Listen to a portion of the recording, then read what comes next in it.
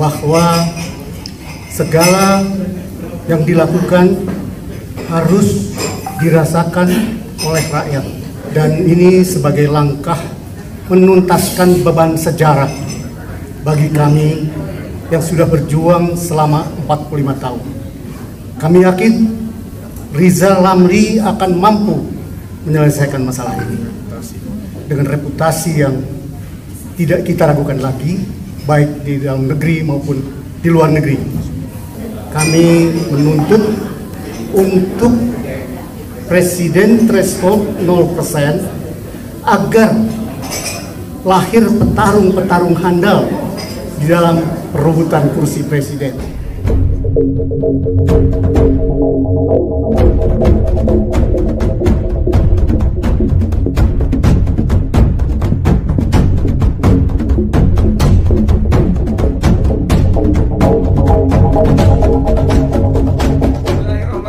Assalamualaikum warahmatullahi wabarakatuh. Saudara, dengan saya Edi Mulyadi dari Forum News Network FNN.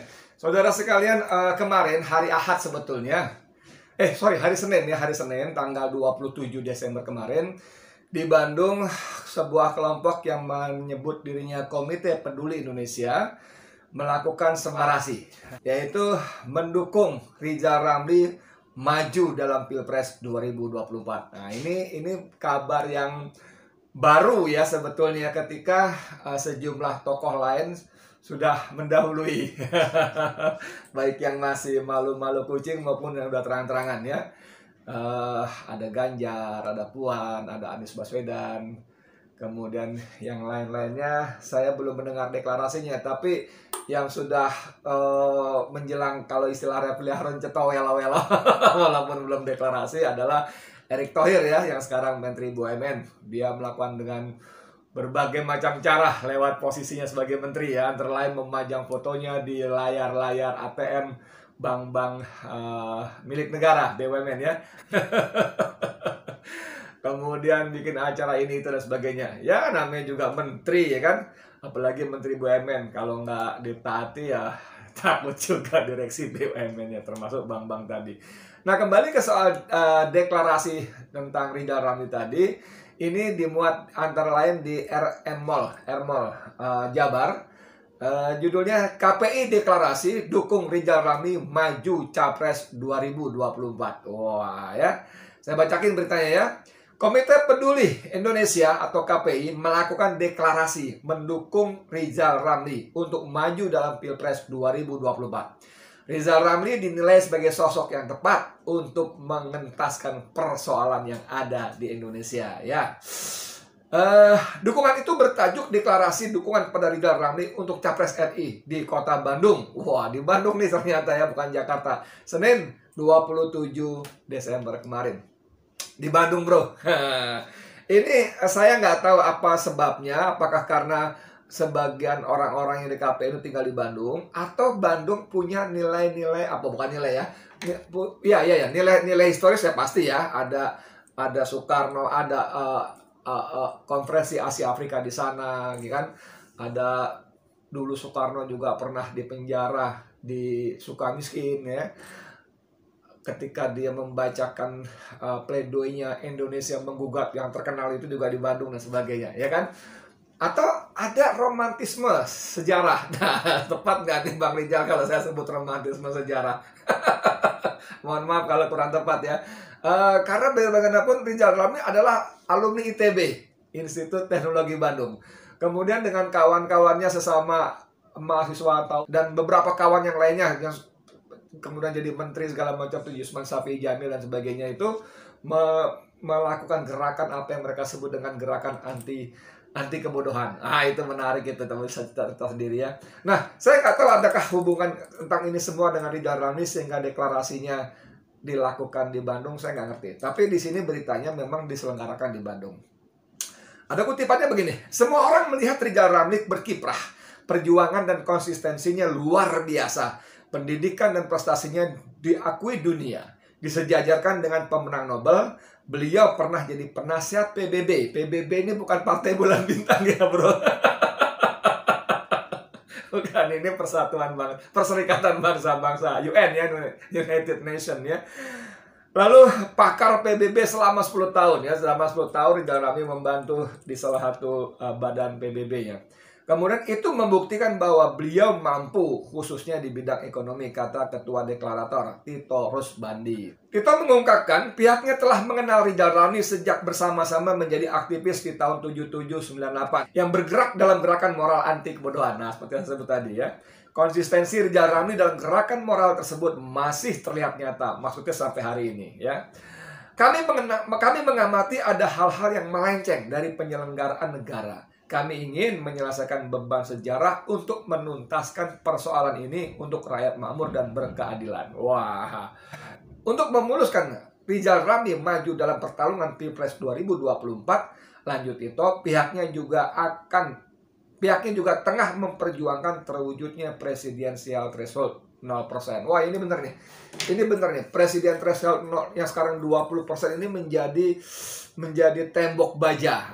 Istilah saya ya, tembok baja bagi munculnya tokoh-tokoh baru, tokoh-tokoh yang punya kompetensi, punya kapasitas dan kapabilitas, dan yang paling penting berintegritas untuk memimpin bangsa, untuk memimpin negeri ini. Tapi mereka selama ini tidak bisa muncul karena terganjal oleh aturan presidensial threshold 20%. Hanya partai yang punya kursi 20% atau suara 25% dalam pemilu kemarin yang bisa berhak mengajukan calon presidennya. Dan ini akibatnya membuat demokrasi kita, khususnya pencapresan kita, menjadi sangat mahal, dan akibatnya menjadi pintu masuk bagi campur tangannya oligarki dalam kehidupan berbangsa dan bernegara kita. Dan ini sudah terjadi paling sedikit selama 7 tahun terakhir ini ya. Dan sekarang bukan cuma para tokoh ya, ada Rizal Ramli, ada Refli Harun, Gatot Nurmantio juga sudah atau akan ya mengajukan gugatan presidensial threshold ini di Mahkamah Konstitusi. Tapi juga kalau kita lihat di media, di grup-grup WA ini, bahkan anak-anak muda, anak-anak mahasiswa mungkin ya, juga bicara soal PT 0% ini. Dahsyat sekali. Semua orang sekarang sudah bicara soal presidensial threshold ini. Saya kira tinggal tunggu waktu. Mestinya MK membuka matanya, sehingga seperti kata Refli Harun, ini bukan cuma untuk kepentingan sebagian kecil elit kita, tapi untuk kepentingan seluruh bangsa negara ini. Ya, keren banget ya. Saya bacakan lanjutnya. Kita lihat nanti perkembangan. Kita sedang berjuang untuk presidensial threshold 0%. Dengan begitu akan muncul petarung, bukan boneka partai. Rezim, maka permasalahan selalu tidak selesai dengan baik, tidak berpihak kepada rakyat banyak, sehingga seperti cita-cita kami 45 tahun yang lalu, bahwa segala yang dilakukan harus dirasakan oleh rakyat, terutama dalam pendidikan, yang harus seluruh rakyat Indonesia cerdas. Itulah yang melatar belakangi KPU ini, dan ini sebagai langkah menuntaskan beban sejarah bagi kami yang sudah berjuang selama 45 tahun. Kami yakin Rizal Ramli akan mampu menyelesaikan masalah ini dengan reputasi yang tidak kita ragukan lagi, baik di dalam negeri maupun di luar negeri. Sudah 10 tahun menjadi konsultan ekonomi di PBB, kemudian hubungan internasionalnya yang begitu erat dengan pemimpin-pemimpin dunia yang tentunya akan mendukung penyelenggaraan Indonesia. Kami menuntut untuk presiden threshold 0% agar lahir petarung-petarung handal di dalam perebutan kursi presiden. KPK, Firly, menyatakan bahwa biangnya korupsi itu presiden threshold 20%. Bambang Susatyo menyatakan bahwa untuk menguasai satu partai dibutuhkan dana 1 triliun. Artinya demokrasi menjadi demokrasi kriminal, demokrasi wanipiro, Itu yang kita prihatinkan. Kita berharap bahwa perbaikan dalam bidang ekonomi seperti yang dihadapi saat ini sangat berat, dengan utang yang sangat besar, dengan hutang ilegal juga yang sangat besar. Ini harapan kami dan keyakinan kami, Rizal Ramli bisa menyelesaikan masalah ini. Ini saya dikirimin oleh panitia,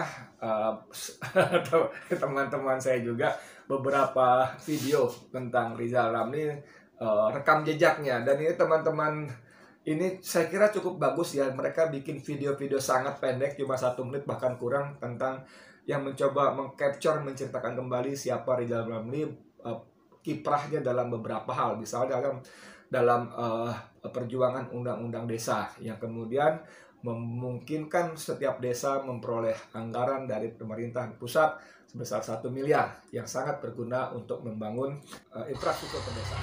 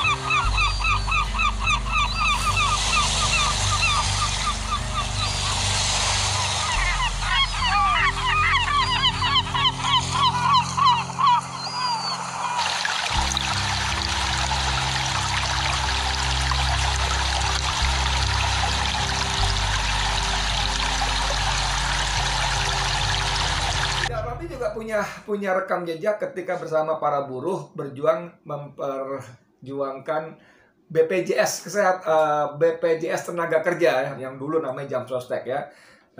Dengan sejumlah tokoh buruh dan organisasinya, Rizal berkali-kali juga menggelar demonstrasi baik di DPR.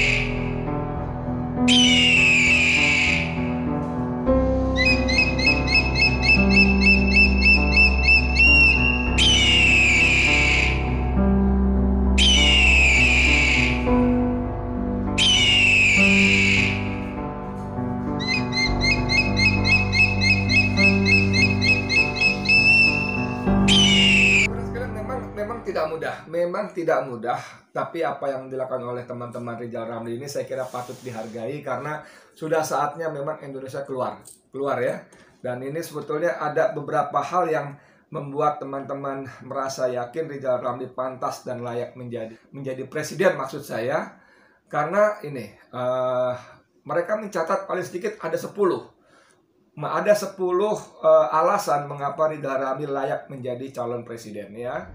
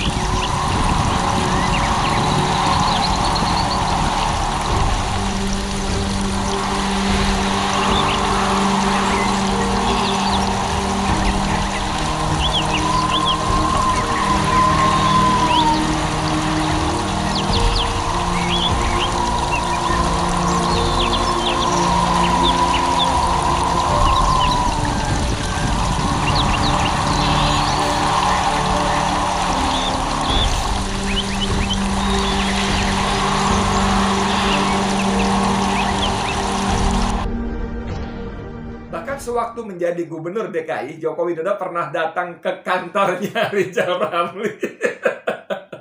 Kenapa? Joko Widodo minta tolong pada Rizal Ramli agar membantu menyelesaikan proyek MRT yang terbengkalai. Waktu itu didanai oleh JICA ya, Jepang. Dan Rizal Ramli karena punya hubungan sangat luas dengan para petinggi JICA, Rizal Ramli setuju membantu dan terbang ke Amerika dalam sebuah pertemuan bersama-sama dengan para pemimpin dunia, antara juga dengan pemimpin JICA, dan dalam sebuah lobby akhirnya JICA setuju setuju untuk melanjutkan dengan skema-skema yang lebih menguntungkan.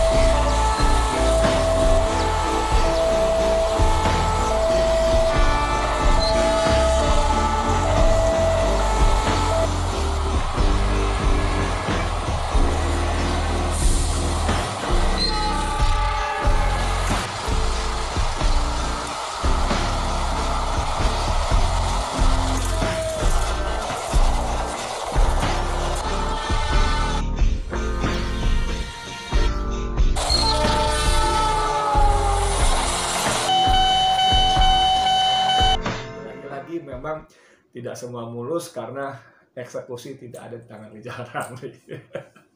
Saudara sekalian, menarik sekali. Kita lihat bagaimana nanti cerita berikutnya. Apakah suara rakyat yang menghendaki perbaikan dan perubahan untuk Indonesia menjadi lebih baik bisa lebih mulus dengan menampilkan tokoh-tokoh yang memang layak, berhak, dan layak mampu memimpin Indonesia seperti Rizal Ramli ini, atau tetap terganjal oleh kepentingan oligarki dengan segala macam perangkat, peraturan, dan perundangannya. Kita lihat ke depannya. Saya Edi Mulyadi untuk FNN. Assalamualaikum warahmatullahi wabarakatuh.